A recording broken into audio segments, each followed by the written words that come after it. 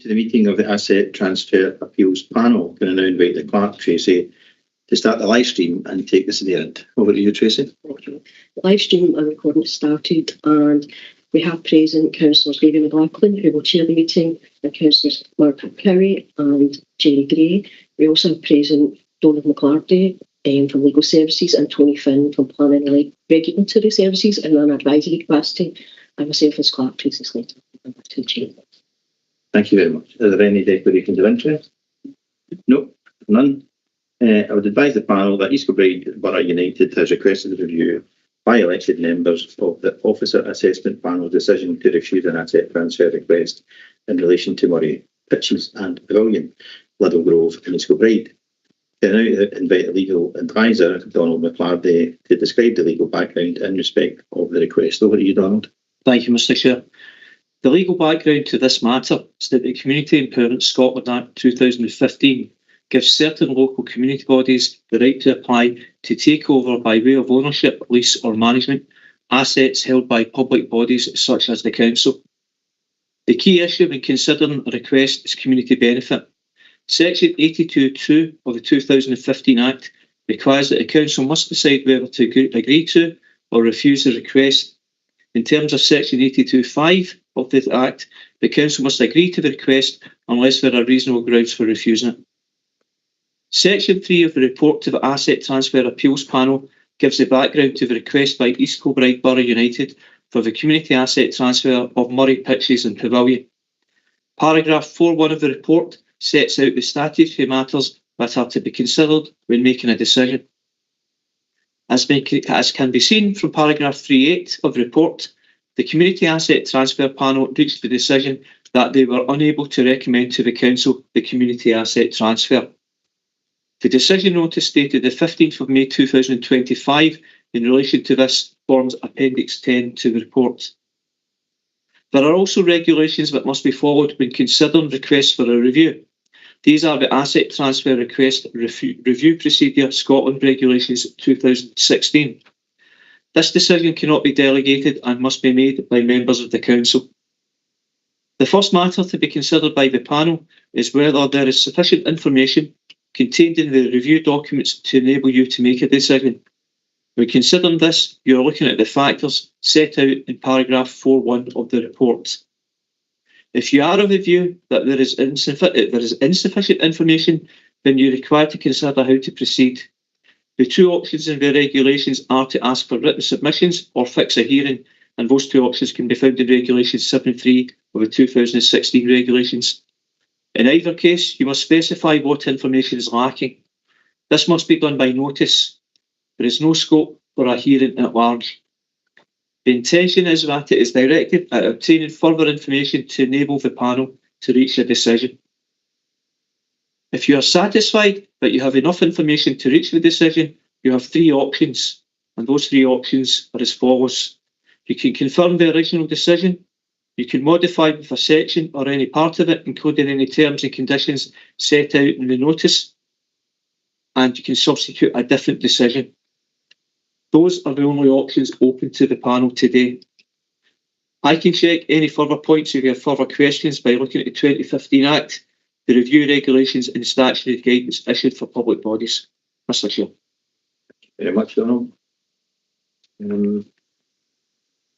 I can now invite the report advisor, Tony Finn, to explain the issues to be considered regarding the request. Yeah, Tony.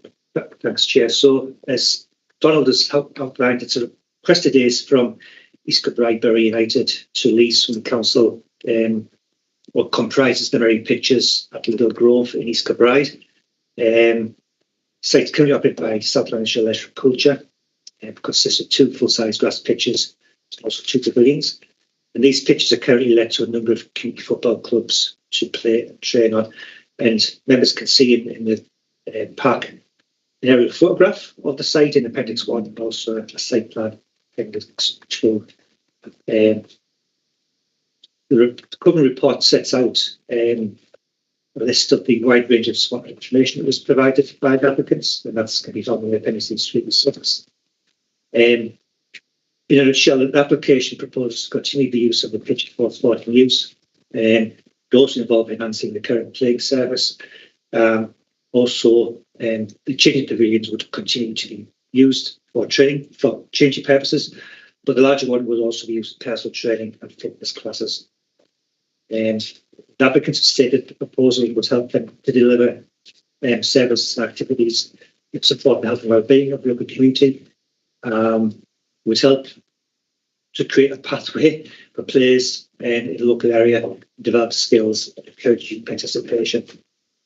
In terms of after the receipt of the application, public consultation was carried out, but no representations were received. As Donald alluded to, the Community Asset Transfer Assessment Panel considered their application in April this year. They reached this decision to refuse, and the decision letter in Appendix 10 explains the reasons for that.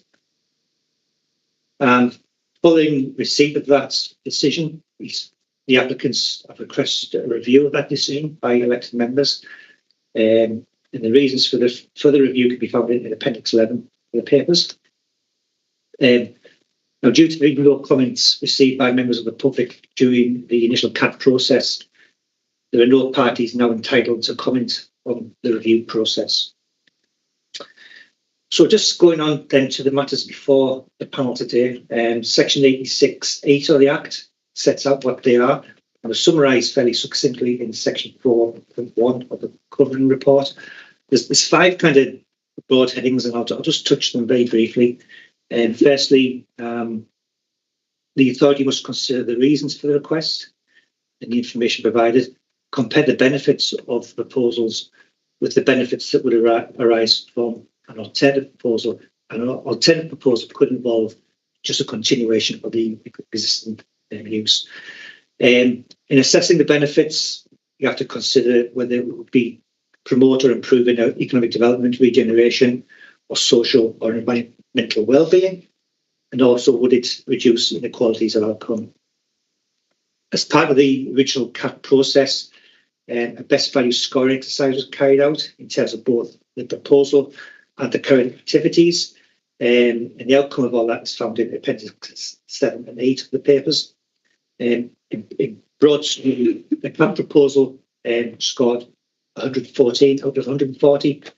The current operations scored 137 out of 140, so quite a wide difference scoring there. The second issue to take account of is the ability of the applicants to deliver the proposal. In that respect, the business plan in Appendix 5 of the papers identifies that in more detail. Third question to think about is whether the proposal would affect the relevant authorities' functions, and whether the proposal would have an acceptable impact on the ability of the council to deliver those functions. Fourthly, need to see whether there's any obligations or restrictions that would prevent the agreement to the request. We're not aware of any of those from the papers, so that's probably taken care of. The final issue is community support. Applicants are required or requested to submit evidence of community support of their proposals. They didn't in this case. They have those since the decision was made, so that they'd started a process of public consultation and engagement, but we haven't seen the outcome of all that. So there's nothing before the panel there to show what support or otherwise there is in the local community. So that's my bit over, and I'll just hand back to you, Chair, to carry out the review. Very much, Tony. I now invite the panel to consider and decide on how to proceed with the review. The preference of the applicant was to have an in-person hearing. However, it is for the panel to decide on the procedure or combination of procedures to be followed. Taking account of what's in the papers, is there sufficient information to proceed, determine the review, or is more written information or a hearing or a site visit required? I am satisfied that information provided in the agenda is sufficient to consider a review without a site visit, a hearing, or further written submissions. I move that continue to the review. Are we all agreed? Now invite the panel for your views on the asset transfer request, taking into account the information before you as well as the process to be followed. Are there any points of clarification required of the advisors? Panel? Any points of clarification required?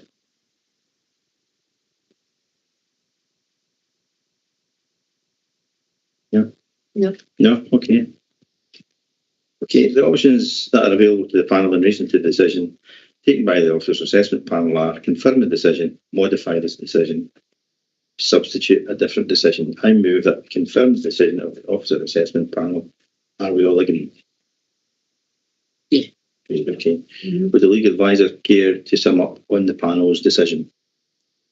Thank you, Mr. Chair. The decision of the panel is that the original decision has been confirmed. The next stage is that a written declaration will be issued to the applicant within 21 days. Thank you very much. I can confirm that I have no other urgent business, and I now bring the meeting to a close. Thank you all for your attendance.